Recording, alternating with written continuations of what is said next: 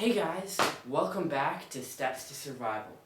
Today, I'm going to show you my survival fire kit. Stay tuned. Okay, so as you can see, this fire kit is pretty large, but the purpose of this fire kit is not to take on your backpacking trips or hiking or camping trips. This is more for being prepared. This is for putting in your backpack, in your car, maybe bug out bag, get home bag, leaving this at home if you ever need a fire, because a fire is just so useful. If you ever need a fire, this is a sure way of you getting a fire done. Here it is, my fire kit. As I said before, this is for bug out bags and things like that, because this is a pretty thick kit. I've been thinking about this for a while, and I know I already put a fire kit on my channel, but I don't really like that fire kit, and so this is the one I made. Now keep in mind, I really like organization, and I just like the aesthetics of a kit and stuff like that, and so when I see kits that are really kind of messy, maybe it always, I don't know, I don't like them. So I tried to make this kit as clean as possible and as organized as possible, and I hope that worked out. I was thinking about the different ways I could build it, but I finally decided on this container was a good option. It's pretty strong. My last fire kit was in a bag, but I think this is a lot better than my last one because the bag it's too flimsy, it could break easily, but this is pretty durable. Okay, let's get into the contents of this kit. So first off, this is in this container, as I mentioned. It is fairly waterproof. I don't think it's completely waterproof, doesn't have any kind of O-ring. So I could put this in a plastic bag if I wanted to. That is waterproof.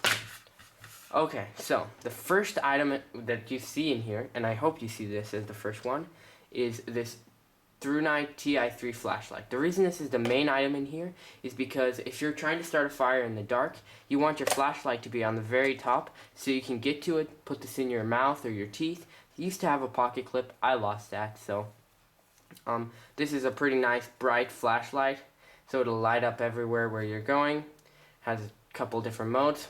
Could be used for survival, but this is mainly just for seeing when you're trying to start a fire. Okay, next thing that I want to show you guys is this piece of tinfoil.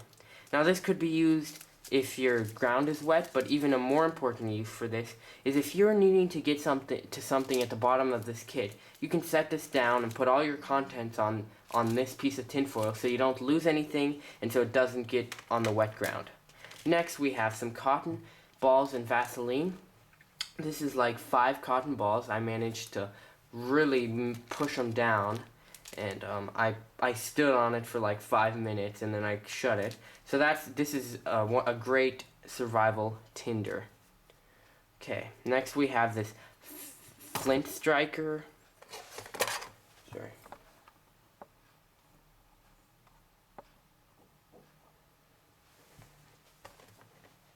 Next we have this flint striker, fire steel some people call it. So this is a pretty this will probably never run out. It does take a lot of effort to start a fire with this, so this wouldn't be my first way. But if I do lose everything else or everything else doesn't work, I can use this to start a fire. All I have to do is find a rock that has some flint, chert, or quartz in it, and I'll be on my way.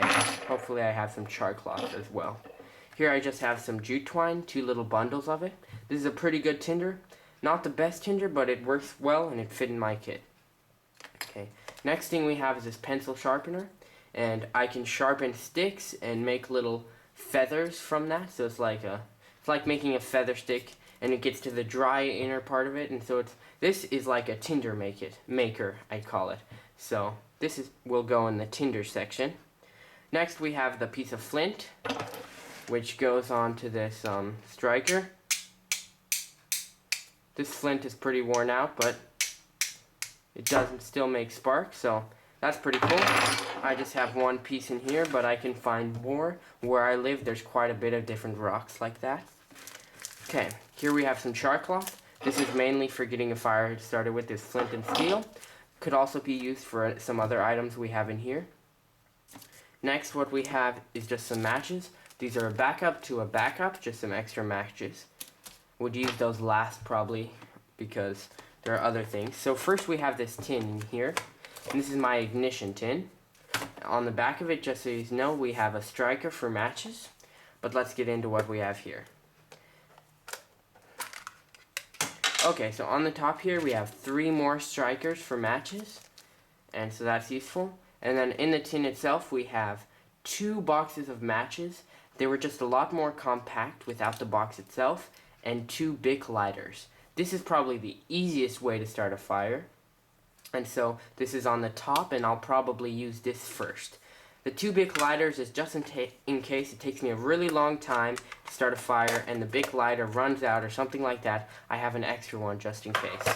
Again, this is for bug out bags. This is for long-term survival, not for camping or anything like that. Okay, what we have here is wrapped in tinfoil. I have a ordinary shampoo bottle that you get from like a hotel, if you stay at a hotel, but instead of soap in there, I know this is it's also plastic wrapped as well, I have lighter fluid. I know, it's crazy. I don't think this will evaporate out. I think it's fairly waterproof, but this I can pour on my tinder if it's wet or something, and it'll definitely get a fire going. So that's like bomb-proof way to get a fire going. It's some charcoal lighter fluid. Next we have alcohol swabs. Now these of course are great for first aid, but mainly they're in here to be used because they have alcohol in them and they burn very well. Okay, let's get in to the tinder tin. This is my second tin that I have in here. This is my tinder tin. This is my ignition tin, and this is my tinder tin. Okay, first thing we have is some extra char cloth just in case.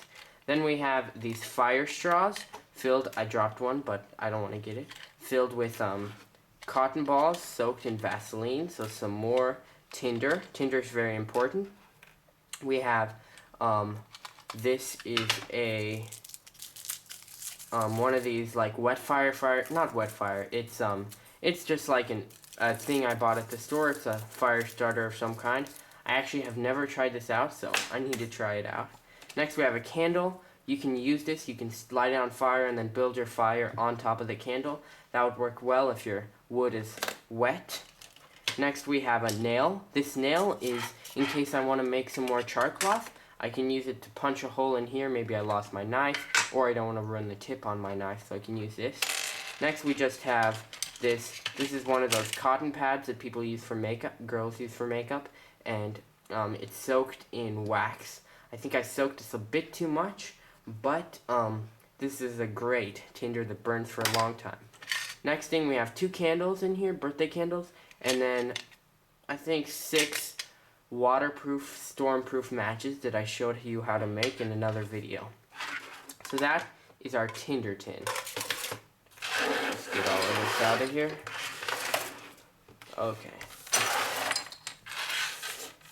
Get that out of frame. Okay, so the next thing we have is this is another fire starter I picked up at the store. These burn very well for a very long time. They're kind of like some kind of straw impregnated in wax and some kind of other chemicals that burns it just burns really great. So tinder, of course, as we said, is very important. A couple more things in here. I have this sort of Fresnel lens or magnifying plastic, I guess, since it's not made of glass. The thing about this, I haven't been able to find a fully square magnifying lens like this, so I just found this. I don't know if it'll work, but this is a renewable resource. As long as you have sun, then this will never run out. Last thing in here, another great thing is this Bear Grylls fire starter. This will work great. Oh, wow. I shouldn't have done that. I hope my parents aren't watching this video. Okay, anyway, this is a Bear Grylls fire starter. Works very well. Any of the tinders I've shown so far should ignite with this ferrocerium rod. Down in here we have just like 2 cotton balls I've managed to fit in the cap, so that'll work. And this is probably, besides the lighters, this is the most Or actually, this is the most reliable fire starter because the lighters, they can run out quickly, they can get wet and won't work, but this one is very reliable, although it does have some flaws. So really, with all these different ways, the reason I have so many different ways is each different way has its flaw. So this will almost never run out. It'll take years. I don't think this could last lots and lots of lifetimes before this ever gets close to running out. So that's what's good about this. But the bad thing is it's hard to make a fire with this. Whereas with the lighters and the matches, as we showed here, it's easy to make a fire with lighters and matches. But if they get wet, they won't work and they will quickly run out. And so you see, everything has its downside and everything has its downside. So I just managed to fit all that in this, and I wanted some different ways to start a fire just so I would survive in any condition. Here is my fire kit, all organized from above. Oh, all organized from above. Thanks guys for watching. I hope you enjoyed my fire kit. Make sure you subscribe to my channel, check out my other videos, like this video, comment in the comment box below if you'd like to add anything, and I'll see you next time on Steps to Survival.